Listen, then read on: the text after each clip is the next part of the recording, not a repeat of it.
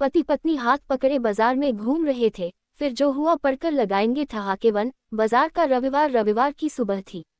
रवि बाबू और उनकी धर्मपत्नी रमा देवी चाय की चुस्की लेते हुए अखबार के पन्नों में उलझे थे। अचानक रमा देवी ने अखबार का एक विज्ञापन दिखाते हुए कहा, देखिए जी, बड़ा बाजार में आज भारी छूट है, चलिए ना, थोड़ी खरीदारी हो जाए। रवि बाबू का चेहरा लटक गया। अरे भगवान, रविवार को बाजार जाना मतलब अपनी जेब को मरनासन अवस्था में ले जाना।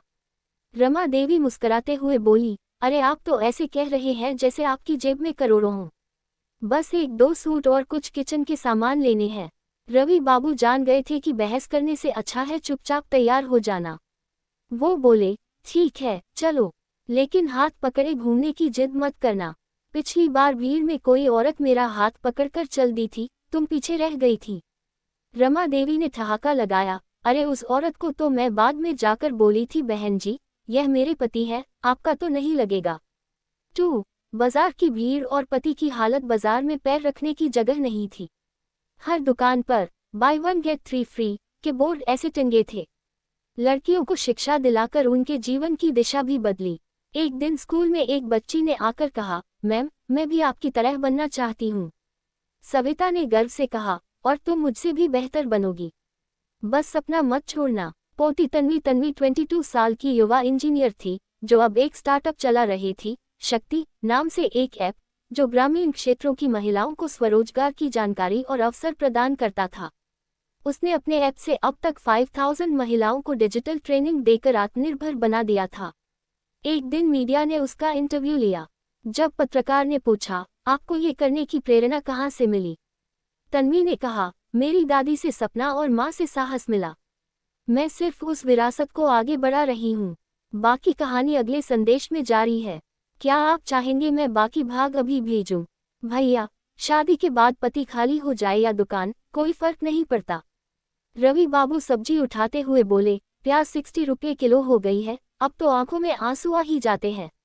सब्जी वाला बोला, भैया, आपकी बीवी के खर्चे देखकर तो मुझे भी रोना आ जाता है। 5.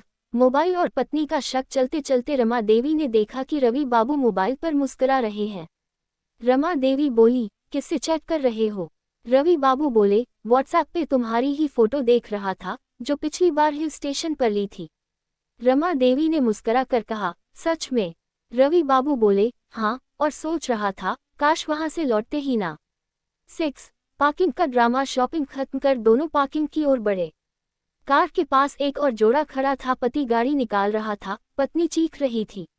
रमा देवी बोली, देखो जी, सबके घर में यही हाल है। रवि बाबू बोले, हाँ, पर मुझे लगता है उस आदमी की गाड़ी तो उसकी बीवी ही टकरा देगी। इतना कहते ही उनकी गाड़ी के बगल में वही हुआ। दूसरी पत्नी बोली, तुम्हारी वजह से तो ये खंभा भी शर्मा गया होगा। 7. रास्ते में सासू माँ की कॉल। घर लौटते समय रमा देवी की माँ की कॉल। घर लौटते समय रमा देवी की माँ का फोन आया।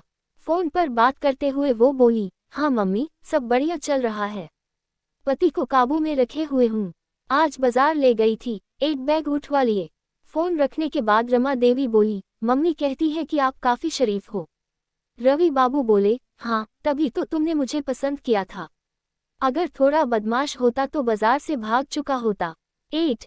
अंतिम पड़ाव। घर की दहलीज। घर पहुंचते ही रमा देवी बोली, आज बहुत अच्छा दिन था, खूब खरीदारी की, बहुत मजा आया। रवि बाबू बोले, मुझे भी बहुत मजा आया, तुम्हारे खर्चे गिनते गिनते अब उंगलियां भी थक गई हैं। तभी पड़ोसी आ गए और बोले, अरे रवि जी, बाजार से आए हैं, बहुत बैग है। रवि बाबू बोले, हाँ भाई साहब, जब बीवी शॉपिंग पर जाए तो आदमी को कुली बनना ही पड़ता है। पड़ोसी हंसते हुए बोले, हमारे तो रविवार आराम